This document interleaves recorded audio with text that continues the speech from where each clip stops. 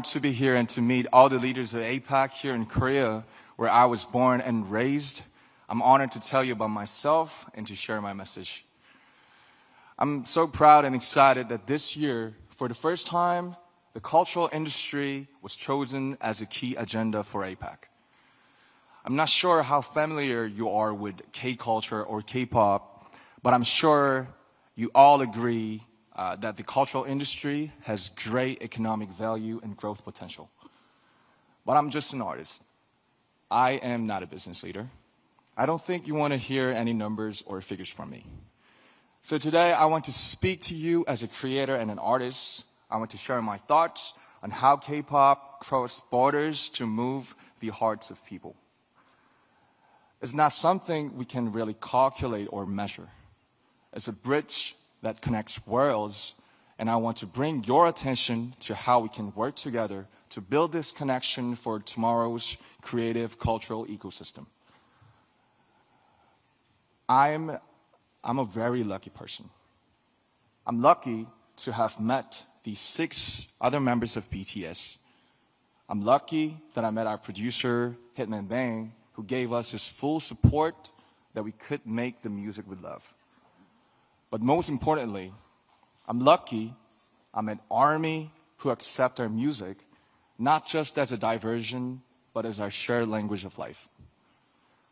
And by the way, ARMY is the name of the official BTS fandom. For your information, the ARMY, woo! Shout out to ARMY all over the world. And the ARMY is where I just finished my military service. I was there for 18 months. I just wanted to make sure.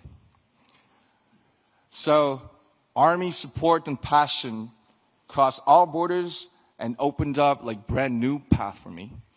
They gave me a voice that was heard at the Billboard Music Awards, at the Grammys, at the United Nations, and even at the White House, at such historic and symbolic events like right here at the APAC. BTS first started to go outside Korea about 10 years ago. And back then, we didn't dream of what we see today. Nothing was like this. Did you ever turn on your TV or radio and hear a song that's not in your language or in English? Probably not very often, right? I felt how hard it is to ever hear a Korean song in an English-speaking country. I saw how high a cultural barrier could be. At that time, the music of BTS was quickly called non-English foreign culture. Trying to get on mainstream media through our music was like doing an experiment and a huge challenge. It was a test to see if music in Korean can work on the global stage. We tried to get on TV to show the world our music, but the doors were closed and would not move. But, as you know, we couldn't just sit around and wait. We tried to make our own opportunities. We danced in the streets. We handed out flyers to free shows. But there was something even more difficult than those. When we said we are artists from Korea, they didn't ask us about our music. They asked, are you from North Korea or South Korea? Where on earth is Korea? So we had to explain where Korea was before we could even talk about our music. And that was the reality. But we overcame those barriers, and now I'm here today sharing this precious moment with you. ARMY was the force that broke down those barriers. They used our music as the medium to carry out conversations that cross borders and languages. They were inspired by the message in the music of BTS to give to charity, to run social campaigns, and finally the world was amazed.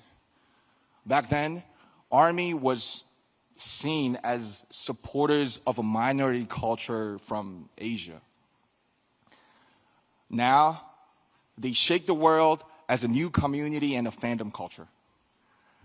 Even at this very moment, they're crossing borders and breaking down barriers through the pure power of cultural solidarity.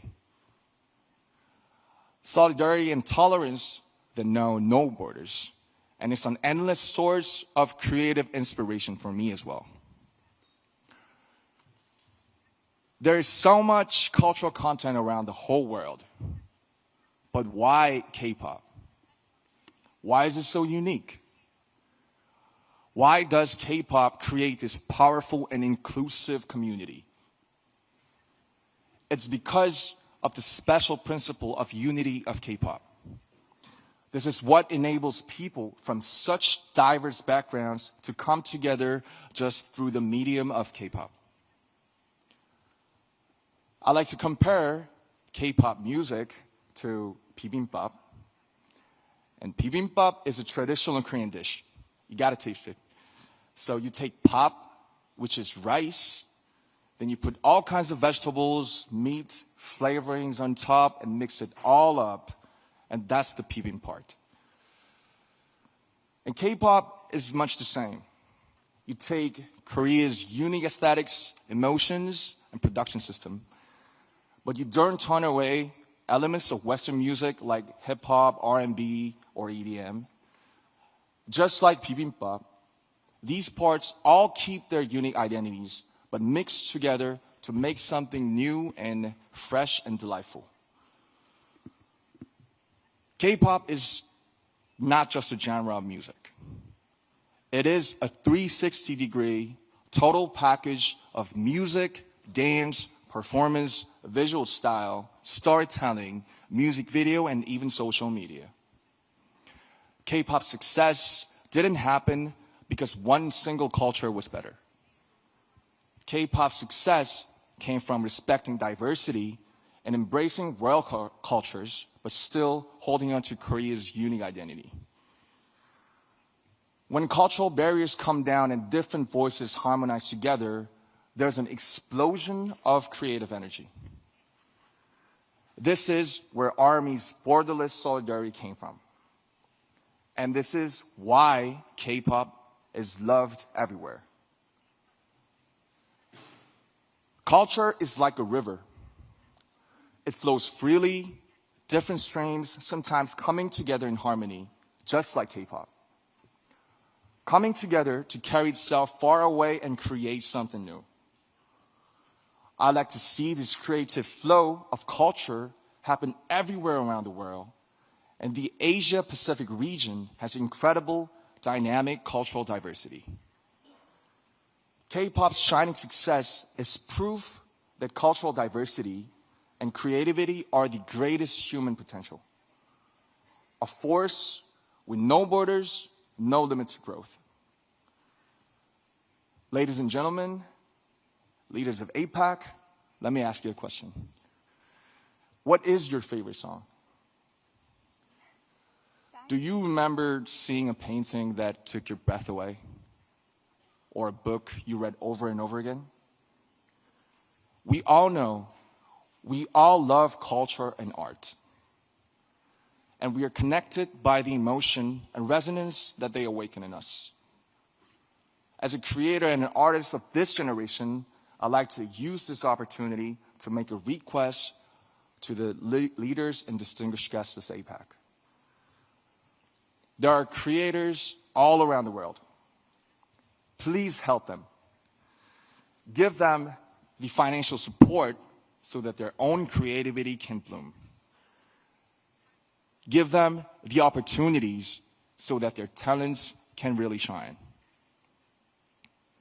When you think about investing in tomorrow's generations, think about culture as well as economics. Culture and art are a powerful force that moves hearts. They are the fastest messengers that carry diversity and resonance.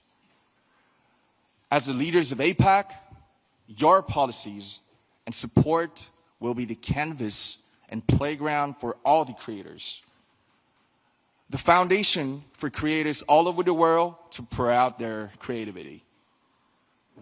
When creators flourish, other elements of culture gather to form brand new aesthetics. Their content will go beyond all kinds of differences. They will blaze a road of true understanding and tolerance. They will create the power of solidarity for the future. I, too, stand by the vision of APAC. A vision that will drive diversity, inclusion, and growth through culture and creativity. As an artist, I promise that I will also let my imagination fill the canvas you will create. I will play my heart out in the playground you will build for us. I promise that I'll do my part by sending a message of courage and hope and lots of emotions through music. A message of embracing our differences to make something better together.